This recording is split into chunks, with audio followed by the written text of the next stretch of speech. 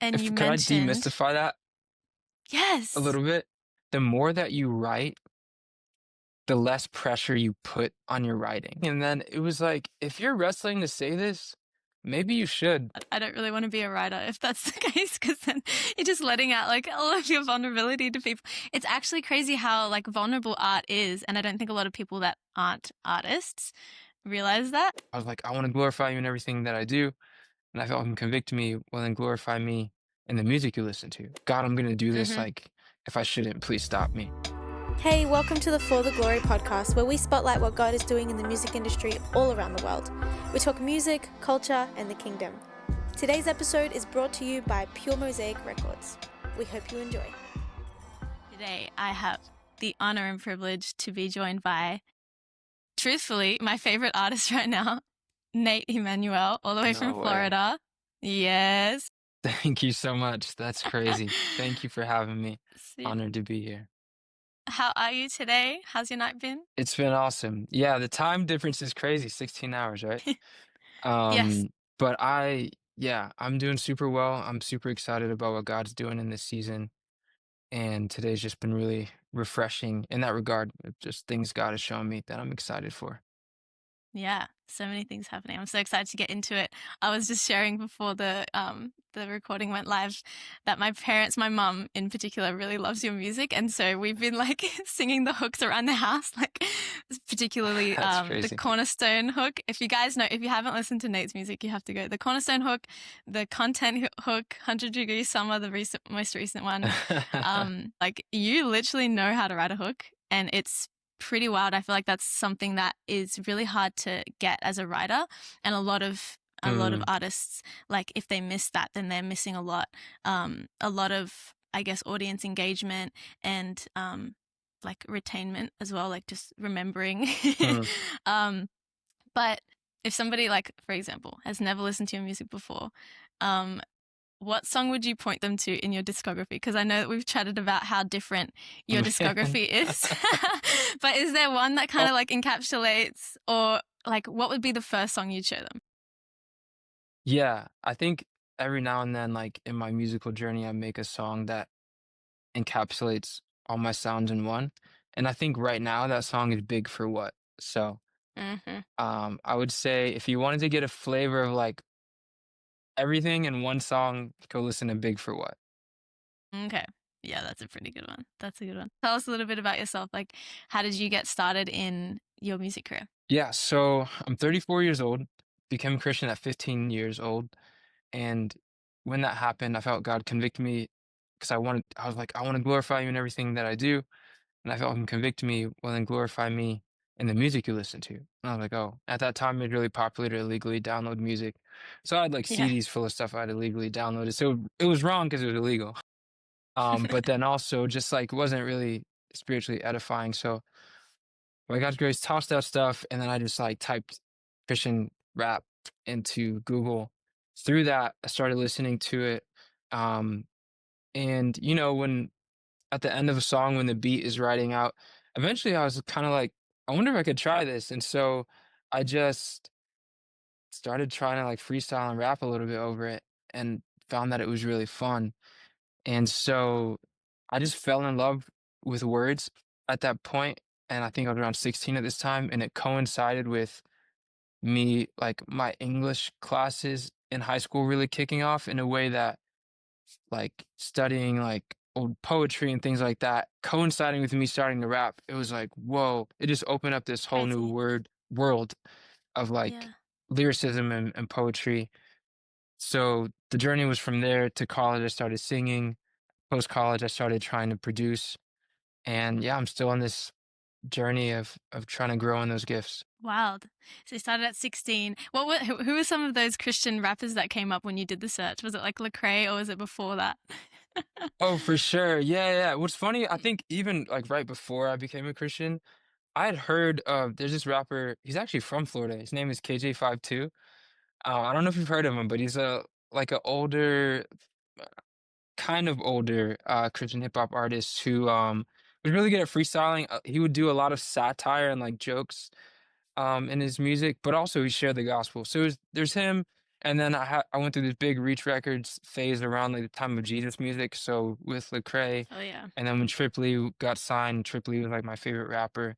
But I think the more that I dug, the more that I found there was this whole underground in Christian hip hop at the time where there was just like super dope lyrical guys from all over. And yeah, I like mentally went on a side rant for a second. But all that to say, like, I just found some uh, really cool guys that I think lyrically, like, sparked this intrigue where I was like, whoa, like it just opened this world for me. Crazy.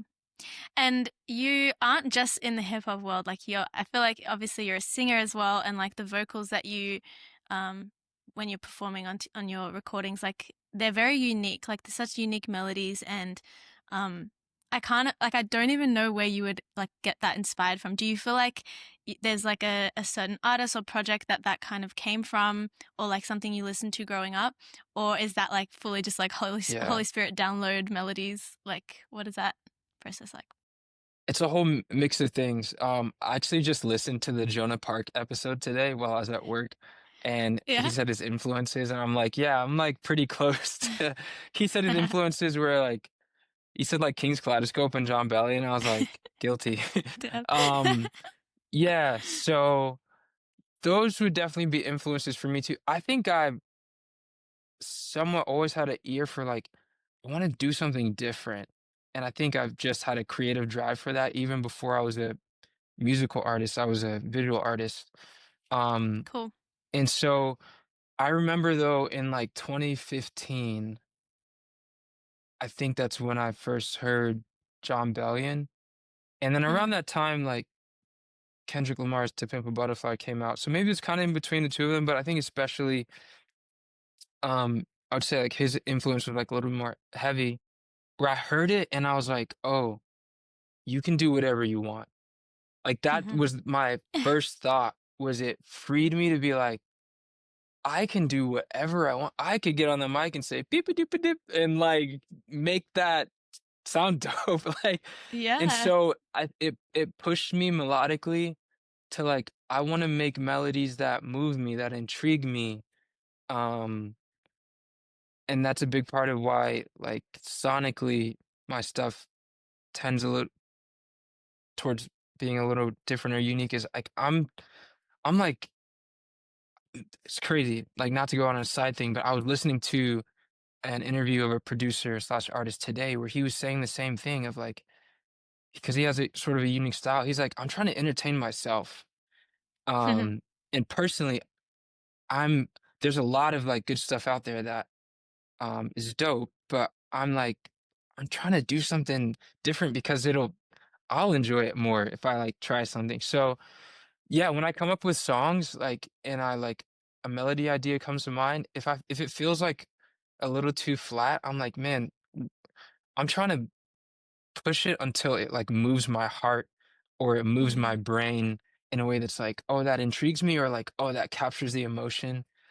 Mm. So that's one side of it, and then on the other side of it, I also like contrast and irony, and so Yes. sometimes even a song that like City of Sin, which is just about the darkness of this world, but it has this very almost fun, like flighty, like light, bouncy melody. That's the word I'm looking for. Mm. Um, and for me, contrast and irony really Yeah. stick something in your face when you're like, oh, this is like I enjoy this, but it's uncomfortable. It just makes the truth like stand out in your face even more. So I tend to like lean towards that. Maybe too much Mm. sometimes, but yeah. No, I love it. I love it. Yeah, I feel like we talked about this as well, like how your music has like this sobering edge to it, where like you bring so much Mm, conviction to the listener. Was there ever a lyric that you kind of almost didn't put out, or like even might still not be out because because you're like worried that it might be too vulnerable or too bold, or doesn't fit somewhere? But like was that ever a thing? Like when you're writing, you're like, oh no, actually I can't say that. Scribble it out, for or sure. Yeah. mm, On a recent release this year on content, actually, yeah. I was writing it and that was just pouring out from the heart.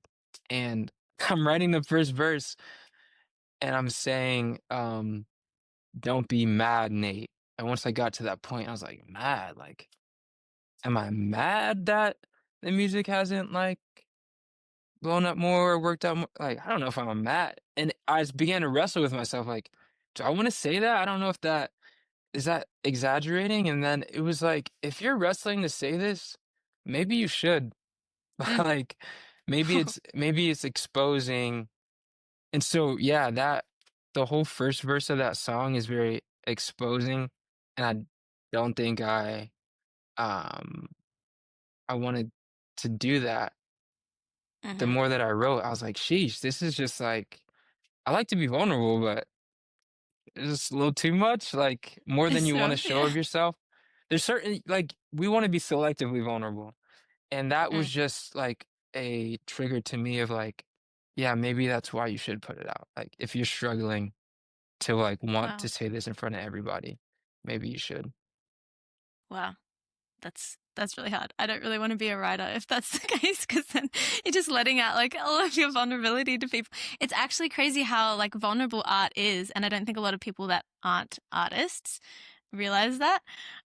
So that's crazy. Thank you for being Mm, vulnerable in that song. I really loved that song actually. And um so the song is all about like being sick of the content and you know, I'm sure you could hmm do a better summary of it, but how do you feel like when you have to like in this society still market that song even though it's about like not really wanting to market yourself anymore or like just wanting to be mm, content without, you know, so how do you like balance the two, like you're creating content about a song called Content, talking about content, um yeah. how was that? And ironically, I've never created more content.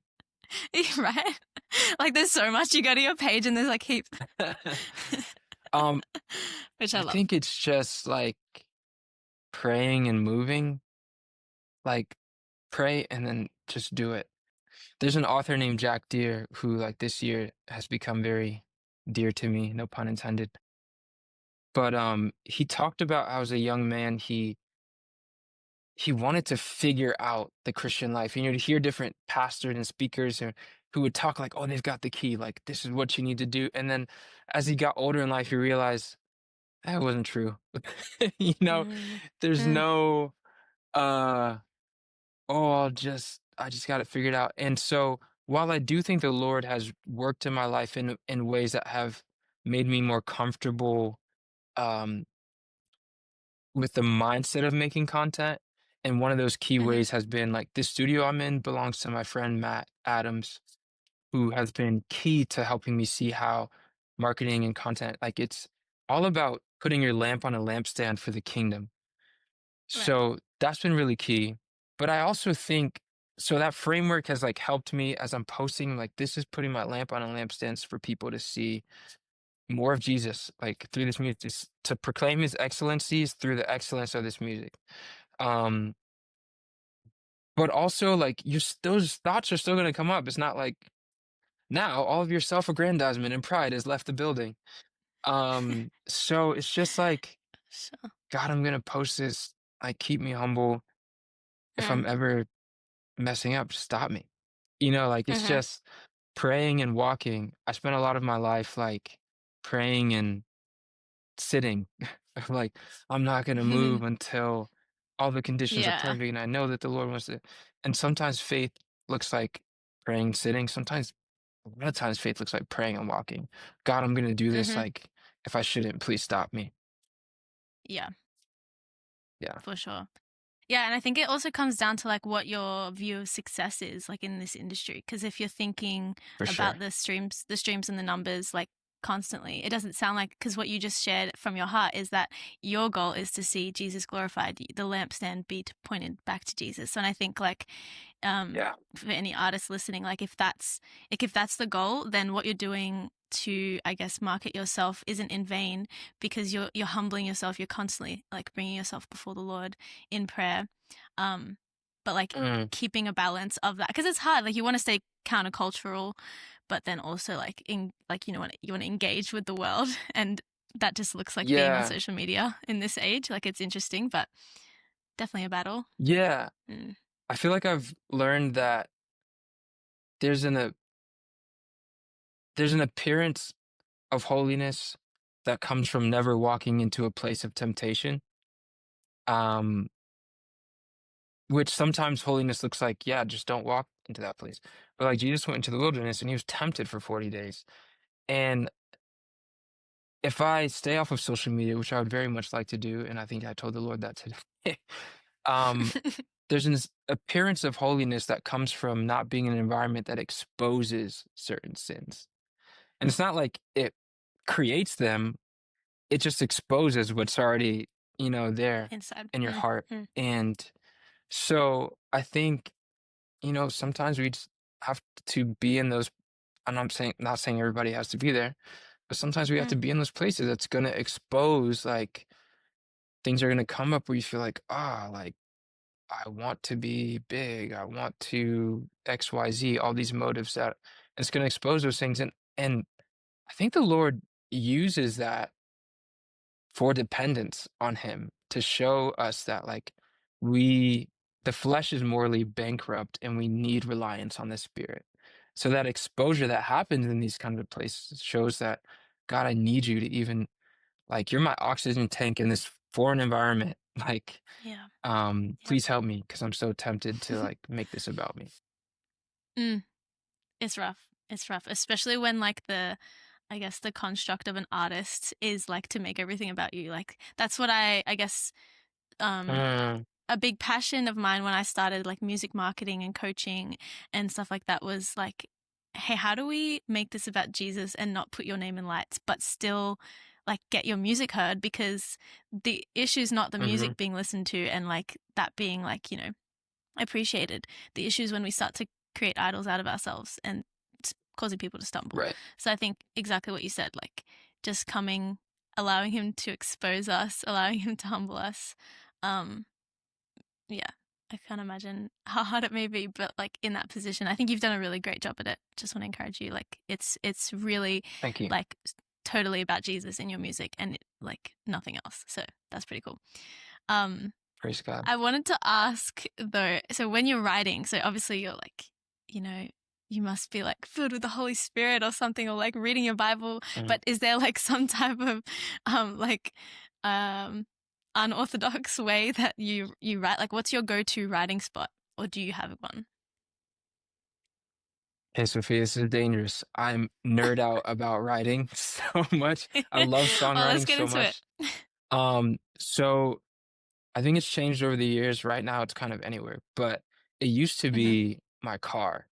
Um, so like around the time of like working on Neon Tutra, like I would say my favorite spot to write was my car for sure. Right now, I work a job that's like pretty hands-on, and so my mind can be free and I can sing, and so like I'll sometimes I'll write at work, or just whenever it comes to me, like 100-degree summer. Started at work, GarageBand on my iPhone. Sure. That's wild. Um, yeah, I think as far as like a method, so a few years ago when I wanted to write more and write better and like get better, I just decided I'm gonna sing stuff out instead of being like, oh, let me find lyrics and then I'll find a melody for it or vice versa. Like if I'm feeling something, I'm just gonna literally sing it out and like see what melody comes with it. Like you see in a musical, and that might seem like unrealistic or whatever, but it's like I want to tell people like try it. And Yes. so I've done that so much that now it is very like it's very much a habit to the point of being weird. Where like it just like comes out. Like I'll have a it'll probably happen today. Like I'll have a conversation with somebody and then I'll walk away and then whatever emotion I'm feeling, it's like there's a melody formed around that will I'll probably start humming or singing and it'll just come out. Like I've just kind of built it in as a habit of yeah. That's typically how I approach writing is like starting with my head rather than with an instrument or whatever. Just like trying to express whatever's on my mind. But if I do start with an instrumental, you know, then I just, start mumbling over it, see what words come to mind. Yeah. I tried to like rein it in. Yeah. That's good. I feel like that's such a gift because I think there's often like a struggle with melodies or even just words. Like people desire so much to get into songwriting, and they'll sit down with an Mhm. empty page and just like be stuck. So I think it's really cool that the Lord has just like these downloads that He just sends to you, like, and they just come and it's flowy. And I think that's such a beautiful thing. Um, and you If could I mentioned, demystify that a yes, little bit? yeah. Um, it's like constant practice. Kind of like anything else. Like whatever somebody it looks like comes so naturally. It's because they did it 1,000 times and it when it was really difficult. And I learned because like when I was younger, I was a visual artist and I was, drawing and I wasn't great at drawing. Like my friends were better than me, but I wanted it. And so I just kept going and like used my weaknesses to turn into strengths. And then eventually I could draw pretty well from my imagination. And I think similarly with this, like I decided I'm gonna make this a practice. And at first it was weird because I'm like, oh, I think I got a bridge. How do I come up with the chorus? Or I got a verse. How do I transition? And I didn't know, but I was just like, let me just do it. So just like instead of being so worried about how do I make it perfect, like just do it. The more that you write, the less pressure you put on your writing. Because if you write something and it's not the best thing ever, you're like, ah, I'll write another one tomorrow or in 5 minutes, you know? Like Yeah. if you write 5 songs a year, then oh my goodness, you're gonna be like, "Ah, how do I make that? I think writer's block a lot of times comes from stuff like that. But if you're just like Mm-hmm. writing all the time and it's just like whatever, these are throwaways. I've got hundreds of voice memos, and like I could pick 10 songs out of 1,000 ideas. It's you just have less pressure, and I think writer's block happens less often. Mm, On a practical note. 100%. Yeah, that makes so much sense. That's so smart. Like just the sheer amount of quantity that you provide means that, there's more to choose from. There's less weightiness on the one song to be perfect. So, you mentioned that actually in Exactly. your to the lamb session, that workshop. Hmm. So, okay, tell us about those two ministries that you have going on. To the Lamb Yeah. sessions. Give us an idea of like how did that start and what birthed in you to start that?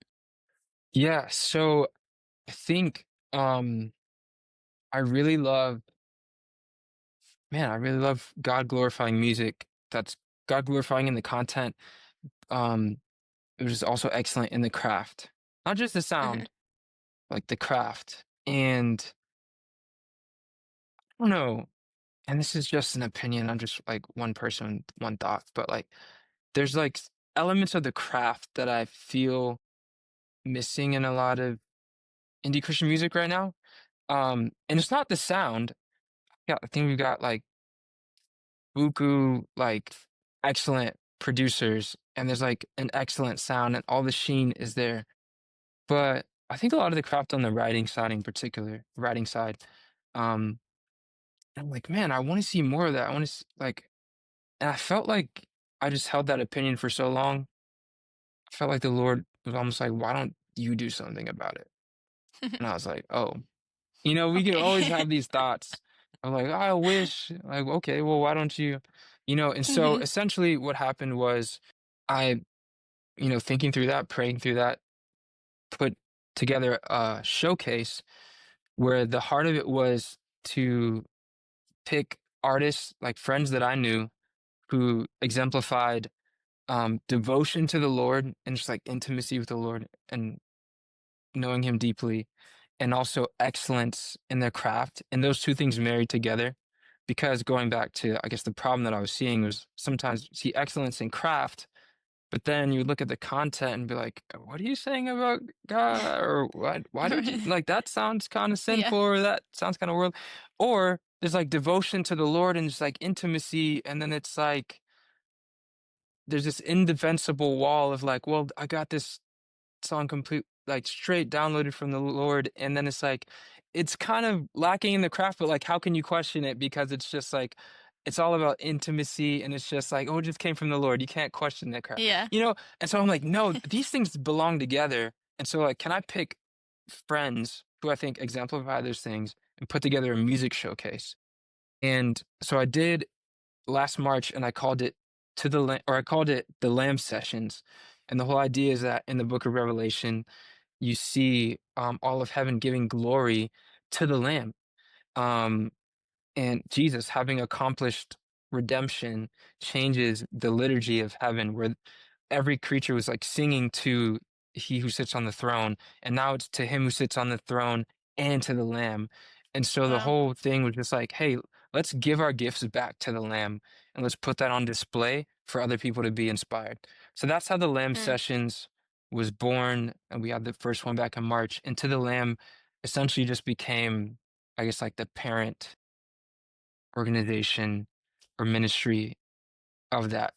One branch of that would be the session, the showcase. We'll have another one in January, Lord willing.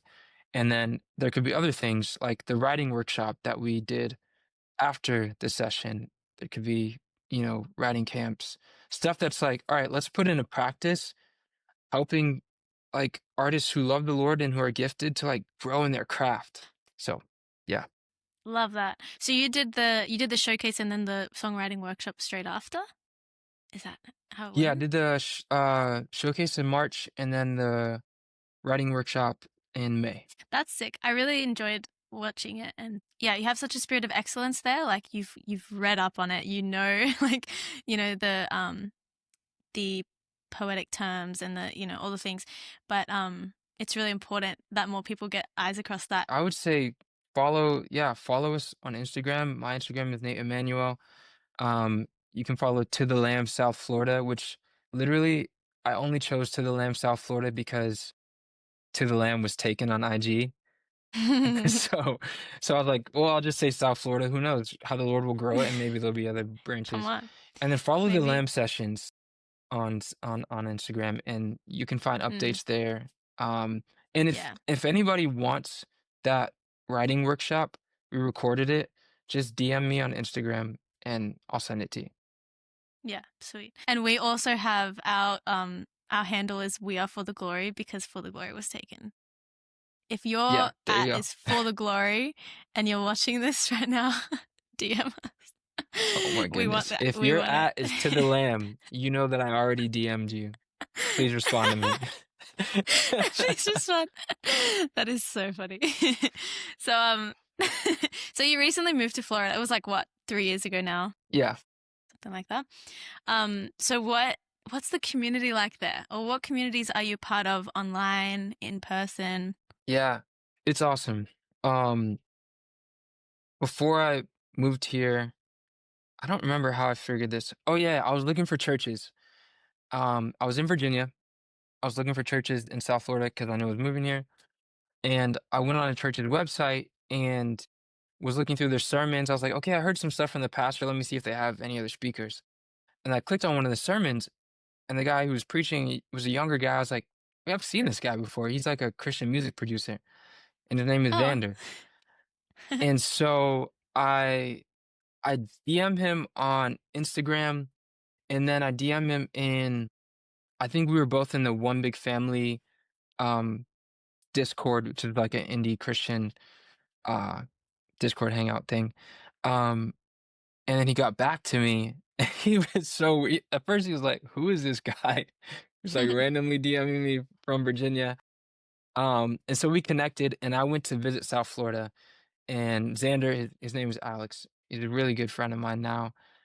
He basically, like when we met, broke down for me like, this is what we see the Lord doing in our region. This is what we believe that God is about to bring to our region.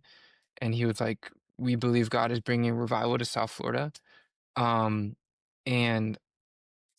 at first I was like, cool, great. In my mind, I'm like, oh, I hope he does. But since I've been here, I'm like, okay, yeah, he is. But what was cool about that connection too was when I DM'd him, he responded to me. He was like, it's funny that you reached out to me because I've been in a production rut, and I just started this song called Needing a Move. And I was planning to move to South Florida. And I was like, no way, that's crazy. So I go and visit. And while I'm visiting, he's like, you want to see the song? I'm like, sure. I'm just there to watch. And he was like, you want to be on it? And I was like, bro, I'm just here to watch. He's like, come on. So I get on the song and I just, the like prophetic significance of like even what's been seen in this past year of like that moment and like what God's doing in this region is big. So just to answer your Mm, question, Alex and his wife Huli, who goes by Lazuli, she's an independent yes, Christian artist. Check out her stuff. I love her. They started a ministry called New Breed, which basically was to disciple local Christian creatives in South Florida. So that's something I'm tapped into with them. And yeah, through them and through other friends, like when I first landed here, basically people would invite me to stuff and I'd just say yeah. And I would show up to these different churches and different events. And through that, God's built a network of just friendships where I get to see his I felt him convict me that he wanted to show me his work in the broader body of Christ in South Florida.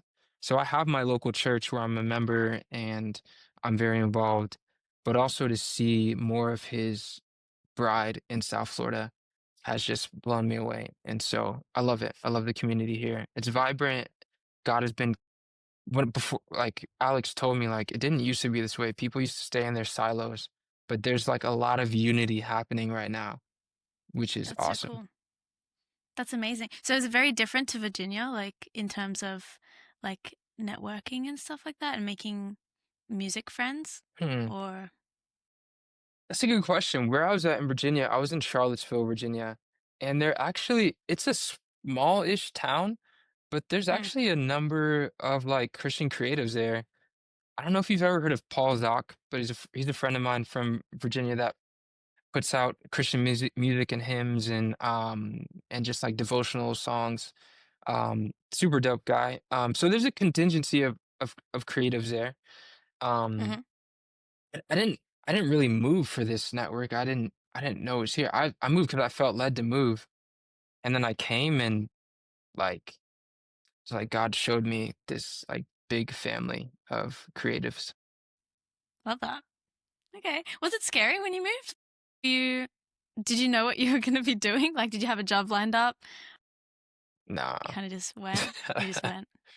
That's crazy obedience. Yeah, I love it's that. like I didn't move for a job. I didn't move for a girl. I didn't move for family. Like I happen to have an uncle who lives in South Florida. So praise God, like when I first got here, I was able to land with my uncle and aunt for a little while. Mm, Um but I just felt like that's where God was leading me and it seemed like a good fit. And then I moved and I was like, yeah, for sure. Like 100%, it's where God is leading me. mm. That's so cool. So beautiful that he planted you in such a like thriving community there in South Florida and that you're part of like growing that and like with what you're doing with To the Lamb. I think that's really encouraging. Um we talked about this as well, but I'd love to just like chat further about like what you see like the Christian music space growing in and like as a community of Christians in the music industry, whether you want to be in artistry, if you want to be a manager, whatever. What do you want to see from communities like your community, New Breed, like the one that we're planning on starting, Glory Gather? Is there a heart that you think we might be missing or like something that you want to see more of in the next kind of season of what we're doing? That's a good question. Again, like referencing Jonah's episode, he said seeing like something that I would echo, like seeing more help on the craft. I would Yeah. love to see more of that. And I think that's an area where God has challenged me of like, yo, you do something about it. And then there's part of me that's like, who am I? Like, I'm not a pro, I'm not a huge artist, I haven't written for XYZ. I'm just passionate about it. And I'm like, well, if people want to grow in it, I guess I could see if I could help. And so um I think just more and more spaces where I think this is, Glory Gather. Something like New Breed is doing this on a very local level. Glory Gather, I think, is doing this on a kind of global level of marrying discipleship and craft. Like, how do we help artists grow in discipleship, craft, and marketing in order to get the music out there? So, Mm, yeah, I would love to see more of that. I mean, as far as what do I want to see, I kind of think we just gotta pray and and throw paint at the wall and see, like, I think we'll see something grow out of all of this. Like, God has given us all, like, a lot of us, like, similar visions in little pockets, and I think one day we'll zoom out and see how they all served as a part of Yeah. um a big puzzle. But I think one thing I would say is that just marrying devotion to God with uh compelling craft. Mm. Like a craft, yeah, like your craft is really compelling. That's also married to this devotion and reverence to God, and not separating those things and choosing either one, which is, in general, as humans, extremes are easier. So that's what I would love to see, is just holding those two things Yeah. together. Love that. What a great answer. That's really good. That's exciting to see that. I'm excited for that too.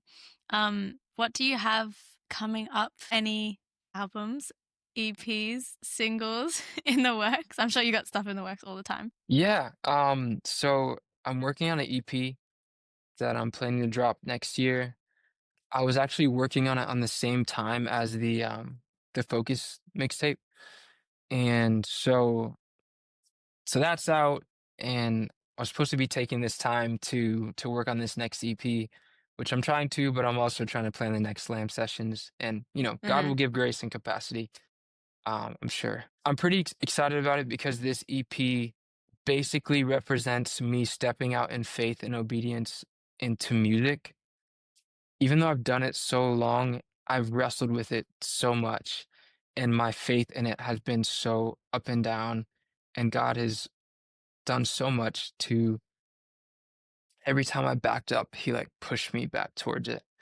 And so this EP represents me saying, all right, God, I'm jumping off of the fence, I'm skydiving, you got to catch me. Like, if you want me to go, I'll go. And so that's what this project is about. So I'm excited about that. Yeah, beautiful. I'm excited too. Also writing and like Mm. collaborating with a couple other artists and stuff. But yeah. I had a question actually about, how do you choose who you collaborate with? Is there like a vetting process that you yourself have? Yeah. I mean, do you just like admire somebody and then hit them up, or is it something more? This is gonna be the fourth time that I reference Jonah Park's interview. I just think I need to connect with this guy. I actually messaged him today. Yeah, you should. I'm like, there's so many things where we're like similar. But he said, like, I like to build a relationship first and then see where it goes creatively from there. I'm like, I've been saying that for years. Like, I don't know if that's weird, but I kind of prefer to work that way. Like, yo, let's just like build a friendship, like start a conversation. If it turns into something musical, cool. Generally speaking, that's what I like to do.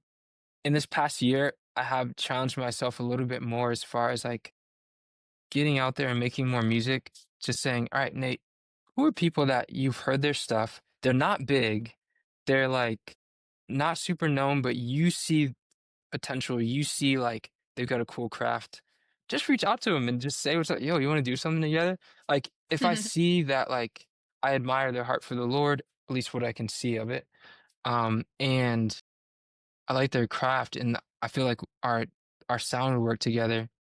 Like I've been trying to stretch out of the box a little bit more on that. So there's a couple of people that I reached out to. I'll have to send you some of these people that I've been finding. I'm Mm, like, they're so dope. yes. There's a girl Yes. named Maddie that I wrote with that. Maddie, I haven't forgotten you. I'll get back to that song. Um, like Maddie Harding, her name is Maddie Harding Park. And we were working on a song that is like so fun, came to me in the shower. And what happened was like we were talking about writing, and she was like, you know what? Yeah, we'll come together like on a Zoom. We'll both bring some songs. So in a week, I was just like trying to generate ideas. And one day I was in the Mm. shower and this idea came out, and I was like, yo, that's so far. Do I keep that for myself or do I? But I brought it to our little meeting and she loved it and we wrote together. And I was like, whoa, this is cool. Cause I'm a very in my bedroom by myself, me and God kind of artist. I came from visual art where like you're not calling one of your friends and be like, hey, I'll draw this guy's head if you draw his arm. You know what I mean? You don't like collaborate in that same way. So that's how I started art. And so when I met my very musically extroverted friends that like can't create music unless other people are in the room, I'm just like, Mm. like, maybe, So I'm holding on to some of my musical introversion, but also learning Mm. to step out. Um, and that has been Yeah. really cool. So yeah. True, because you mentioned that you don't do too many songwriting sessions with other people. Like you prefer like the one like just solo kind of thing. But Yeah. I think I heard in another interview that you don't play an instrument. Is this true? That's Or true. have you learned? Yeah. Okay, so then how are you how are Yeah. you writing the song all by yourself? Do you produce it yourself, or you know what I mean? Like how does it work? Yeah. Most of my music is self-produced. So I will say when I was working on Neon Tetra, I was Hmm. like trying a little bit more on the keys, like more often to where I could maybe lay down some chords like for a couple of songs, but then I took a year off of producing in between that and Big for What and lost whatever I gained there. So really it is just like it has been from Unraveling, which was my self-produced EP that was like this was my journey into production. Like I'm gonna use this project to like learn. I had melodies in my head. I brought them to the computer. I sang them, and I'm like, I think the trumpet goes like this, and then I just get on a keyboard and I'm like, dun dun dun. No, not that. Dun dun dun. I think it's that note. Trial and error. Literally trial and error over and over and over, which is not the most efficient way to work. But your limitations sometimes can like craft your uniqueness. Um, so yes, generally speaking, I don't play an instrument and I have mostly self-produced. However, with every project that I release, my goal is to continue to make it better. And I do feel like um basically the Focus mixtape was like, okay, I'm gonna produce this whole thing, but then I'm making a journey like moving forward where I'm gonna start working with more people to continue to elevate the craft. So I might be the executive producer, but I'm working with people who do play keys or they are a professional producer and we can go 50-50 on this Mhm. song and make it 10 times better than it would have been if I just worked with my limited craft. So again, Yeah. stretching out of my bubble a little bit there with, people that God has provided me in my community. You said you were a visual artist beforehand. Do you still do any of that? And do you like when you go out with a release, are you doing all of like the design and like the art behind it and content by yourself? Yeah, so I'm doing the visual art and stuff by myself. The content, praise God. Again, my buddy Matt, whose studio this is, has helped me with so much of my content, and some other friends too. My buddy August, who's a videographer. Um, but yeah, I'm a visual artist, and so my album covers, I've made all of them. Um, and who knows, Love that. maybe I'll branch out there too one day. But that is again, I've grown up this introverted creative where it's so intimate and so close to the chest, and I'm learning Yeah. to like involve other people in that process. Mm. Have you ever done art for anyone else, like besides yourself? Yeah, so I've done like illustration and graphic design. Like I used to do that.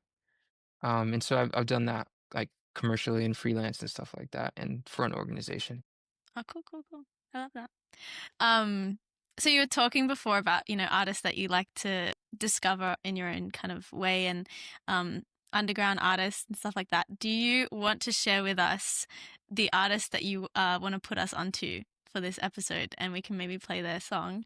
Yes, there are so many, Mm.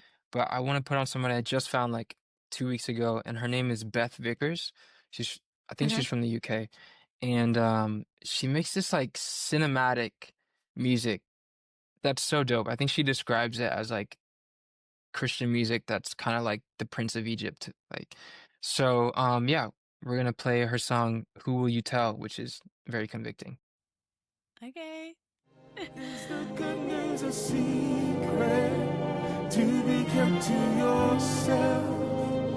Do you need more permission to do as you've been told? Are you looking for reasons to be free from your I can feel the conviction. I Right? can feel Oh like my the lyrics goodness, are yeah, piercing my heart.